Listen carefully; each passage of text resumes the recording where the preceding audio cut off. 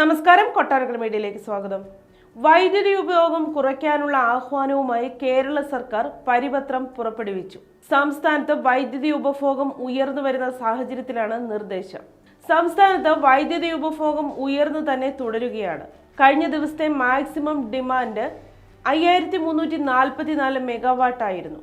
തിങ്കളാഴ്ചത്തെ വൈദ്യുതി ഉപഭോഗം 10.485 കോടി യൂണിറ്റ് ആയിരുന്നു. ഉപഭോക്താക്കൾ വൈദ്യുതി സൂക്ഷിച്ച് ഉപയോഗിച്ചതുകൊണ്ടാകണം സംസ്ഥാനത്ത് വൈദ്യുതി ഉപഭോഗത്തിൽ നേരിയ കുറവുണ്ടായിട്ടുണ്ട്.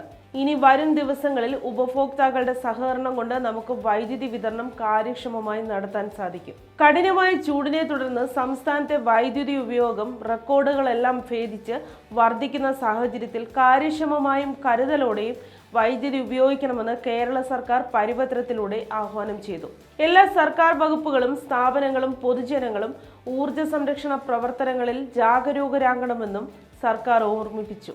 KSEBയും എനർജി മാനേജ്മെന്റ് സെന്ററും ബ്യൂറോ ഓഫ് എനർജി എഫിഷ്യൻസിയും നൽകുന്ന ഊർജ സംരക്ഷണ ബോധവൽക്കരണ പരിപാടികളുമായി സഹകരിക്കണമെന്ന് സംസ്ഥാന ഗവൺമെന്റ് നിർദ്ദേശിച്ചിട്ടുണ്ട്.